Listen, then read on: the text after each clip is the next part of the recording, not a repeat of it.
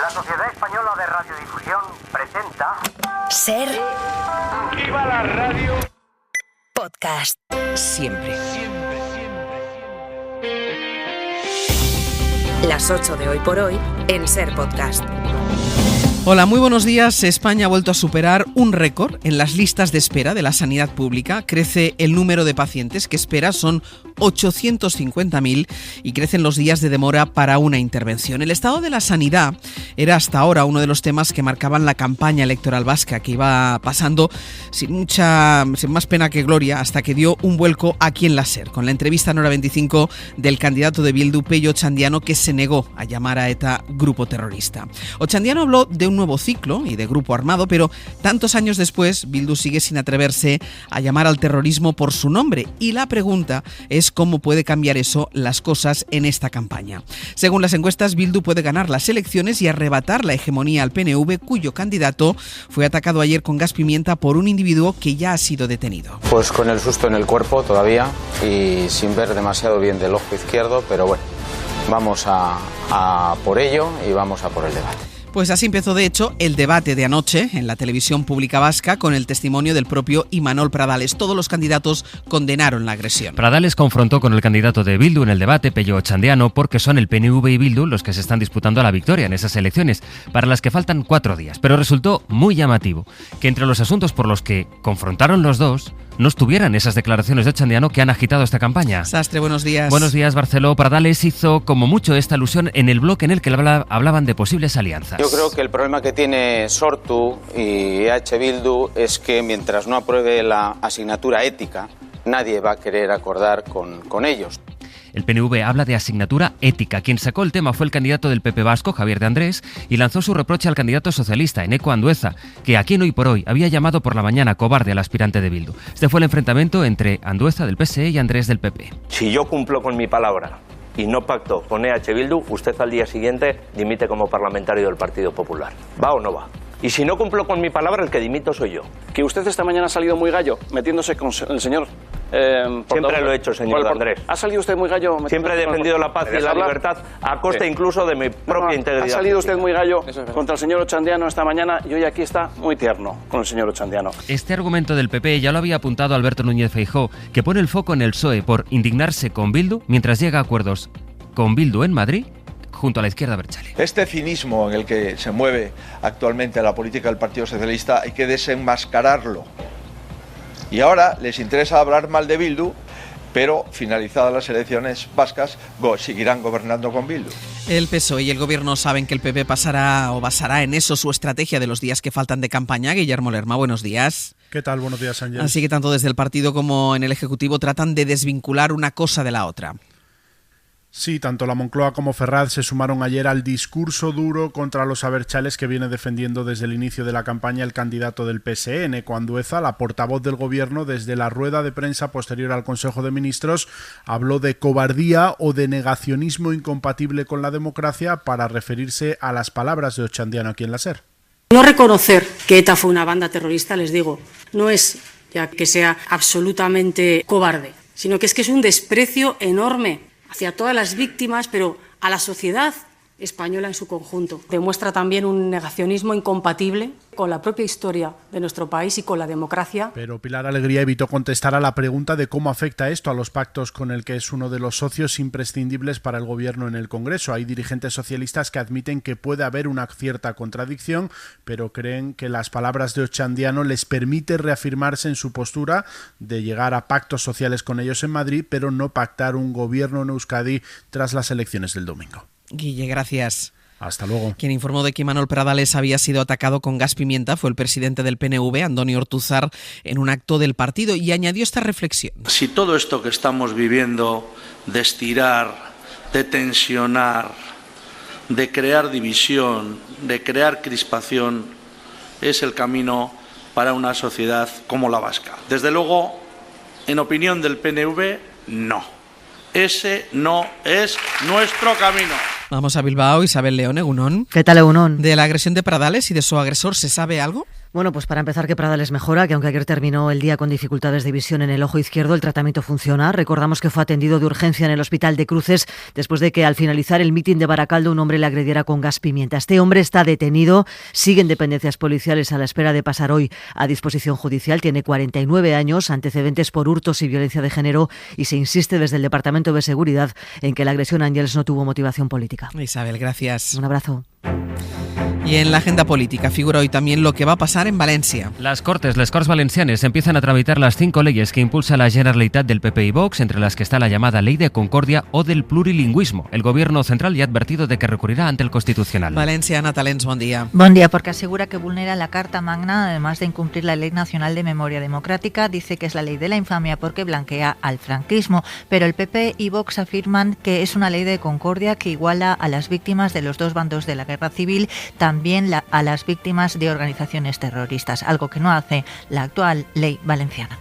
Y en Baleares será una persona que trabajaba en el Govern la que gestione los expedientes que todavía tiene abierta la oficina antifraude que la comunidad ha eliminado. Entre ellos hay expedientes que investigan al propio Govern. La nueva responsable fue nombrada en su puesto antes incluso de que se publicara la convocatoria de su plaza. Mallorca, Juan Antonio Bauza, buen día. ¿Qué tal? Buen día. Catalina Ferrer, funcionaria de carrera y hasta hace 2 semanas cargo del PP. La Consellería de Vivienda va a ser la que decida qué ocurre con esos casos abiertos por la oficina anticorrupción que el Govern del PP de Marga Proens cierra. No acaba ahí la polémica porque Ferrer fue nombrada 2 días antes de que se convocara su plaza. En el Ejecutivo argumentan que se trata de un malentendido provocado por un sistema informático, dicen, antiguo, y que donde pone publicación de convocatoria debería aparecer resolución de convocatoria. En los sindicatos de función pública no se creen las explicaciones y hablan de nombramiento nulo. Y nos queda el tiempo. En lo que va de año, España ha multiplicado por 4 los días en los que se han registrado récords de calor, según los datos de la EMET. Hoy no será uno de esos días de récord porque bajan un poco las máximas, pero vamos a seguir en la tónica de estos días, Jordi.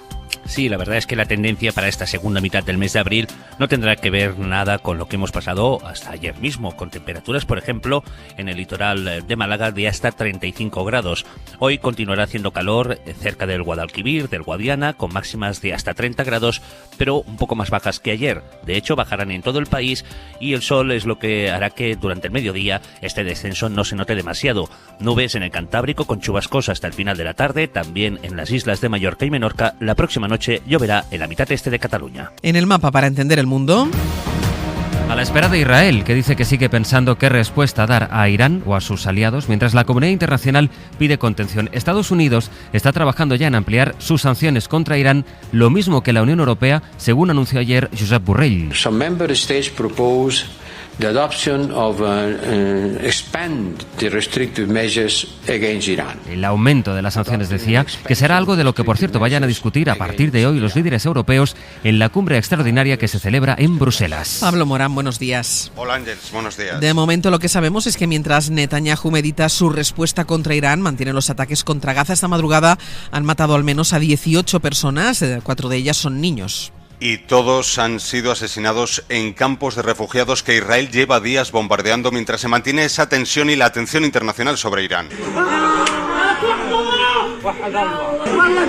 Mientras eso ocurre, no cesan sonidos de dolor y rabia como este, por uno de los últimos bombardeos en Gaza, donde, por cierto, sigue sin llegar ayuda humanitaria suficiente, según denuncia Estados Unidos. Todo lo eclipsa el suspense con Irán. Hoy volverá a reunirse el Gabinete de Guerra de Israel, donde el cálculo de la respuesta se mezcla con rencillas internas. De momento, lo que prospera es la vía de las sanciones. Israel las ha reclamado por carta a una treintena de países. Estados Unidos se pone al frente.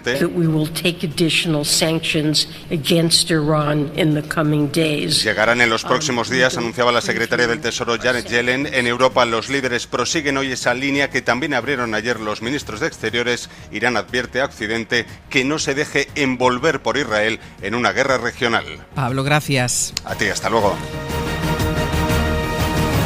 E igual que hacemos cada mañana un mapa para intentar entender el mundo, esta mañana vamos a hacer algo así como un mapa para entender lo que está ocurriendo en la Federación Española de Fútbol, para intentar comprender la pugna política, judicial y de poder, que eso es lo que hay sobre todo, una pugna por el poder que pone en riesgo que España coja el Mundial de Fútbol de 2030. Antón Meana, buenos días. ¿Qué tal, Ángel? Buenos días. A ver, el Consejo Superior de Deportes quiere apartar a Pedro Rocha, imputado por el caso de los contratos de Rubiales, pero Rocha se proclama a sí mismo presidente de la Federación. Entonces, ¿en qué punto está estamos y qué es lo que está pasando, Antón? Estamos en un punto de no retorno porque el gobierno busca apartar a los actuales de la Federación a raíz de un informe muy grave del TAZ. Los que mandan en las Rozas se revuelven, cuestionan al tribunal y anuncian que no van a soltar el poder así como así, mientras, tú lo decías, Pedro Rocha se proclama presidente electo en un comunicado y habla de irregularidades en el expediente que le podría acabar inhabilitando. Falta por saber la fecha en la que la comisión directiva del CSD aprobará la suspensión temporal de Pedro Rocha y los suyos, y sobre todo falta por saber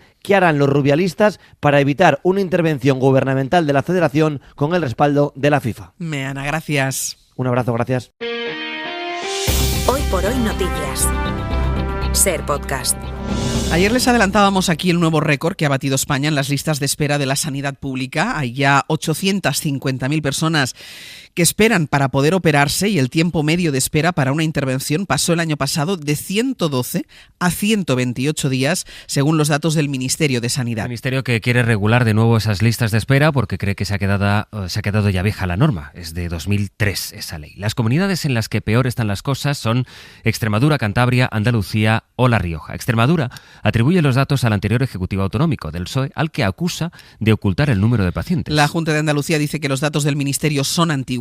Elena Carazo, buenos días. Buenos días. Sí, la Junta lo que pone en valor son los efectos de su plan de choque en el que han invertido 283 millones de euros. El presidente Juan Manuel Moreno señala que se han reducido un 10% las esperas en los primeros meses de este año. Se ha reducido un 10%, no ha aumentado. Se ha reducido un 10% en el plan de choque que se puso en marcha hace ya 2 meses y por tanto el plan de choque está dando resultados y eso es algo que nos congratula y que ayer pudimos ver, confirmar con los datos que ya tenemos en la mano. Según los datos del Ministerio de Sanidad, las listas de espera quirúrgicas en Andalucía aumentaron un 19% con respecto al año anterior, 174 días para operarse de media. Aún sobre la sanidad, en el Reino Unido, lo destacábamos a las 7, el Parlamento aprobó ayer la ley de tabaco y vapeo que va a prohibir a cualquier persona que haya nacido a partir de 2009, es decir, son quienes cumplen este año los 15 años, que puedan comprar tabaco de forma legal ya en toda su vida. La medida del gobierno de Rishi Sunak ha contado con los votos a favor de la oposición, de los laboristas, y también con la rebelión de más de 150 diputados conservadores